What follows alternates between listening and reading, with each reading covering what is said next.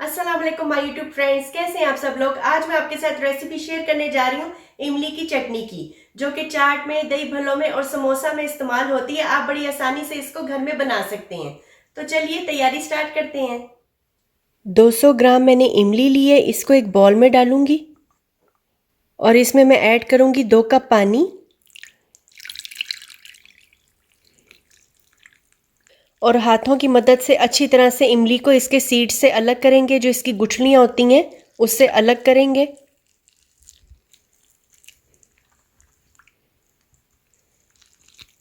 इसको जब तक करेंगे जब तक इमली अच्छी तरह से नरम नहीं हो जाती।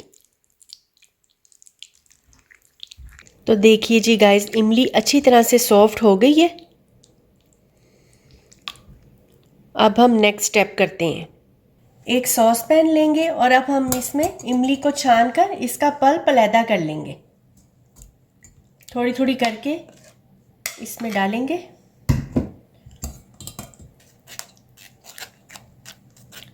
हाथ से या चम्मच से, जिसमें भी आपको इजी हो, इस तरह से इसको दबा दबा के इसका पल्प निकालना है। इस तरह इसका पल्प अलग होता जा रहा है। अच्छी तरह से और भी इसको दबाएंगे, क्योंकि इसमें अभी और भी इमली मौजूद है। इसको नरम करने के लिए हम थोड़ा सा पानी और ऐड करेंगे और इसको फिर से इस तरह से इसका पल्प निकालेंगे। अगर आप चाहें तो इसको आप हाथ से भी कर सकते हैं। अच्छी तरह से दबा दबा के इमली में से पल्प निकालेंगे। तो ये देखिए जी, मैंने इमली में से पल्प अलहदा कर ली है। इसमें अब मैं ऐड करूंगी आधा कप पानी। इसको अब मैं फ्लेम पे रखूंगी। फ्लेम मैंने लो टू मीडियम पर रखा हुआ है। इसमें मैं ऐड करूंगी आधा चम्मच लाल मिर्च पाउडर, आधा छोटा चम्मच मैंने लिए, आधा छोटा चम्मच ज़ीरा पाउडर। मिक्स करेंगे और इसमें ऐड करेंगे 2 छोटे चम्मच चीनी। इसमें अब मैं नमक ऐड करूंगी, क्योंकि इमली में पहले से नमक मौजूद होता है, इसलिए आप टेस्ट कर लें कि कितने नमक की ज़रूरत है, उस हिसाब से आप नमक ऐड कीजिएगा। मैंने आधे चम्मच से थोड़ा सा कम नमक डाला है। और अब हमने इसको जब तक पकाना है जब तक इसमें उबाल नहीं आ जाता। तो ये देखिए 2 मिनट के बाद ही इसमें उबाल आना स्टार्ट हो गया।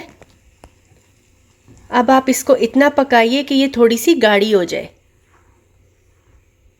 अगर आपको ज़्यादा मीठी इमली की चटनी पसंद है तो आप इसमें ज़्यादा चीनी ऐड कर सकते हैं। मैंने 2 छोटे चम्मच ऐड किए हैं, तो आप 4 छोटे चम्मच भी ऐड कर सकते हैं, जितना भी मीठा आपको पसंद है।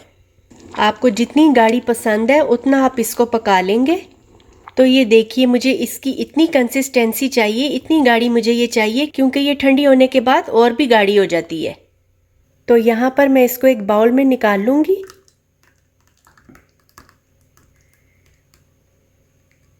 तो ये देखिए जी, हमारी मज़ेदार सी होममेड इमली की चटनी तैयार है। आपने देखा कि कितनी जल्दी और कितनी कम चीज़ों के साथ आप इसको इजीली घर पर बना सकते हैं।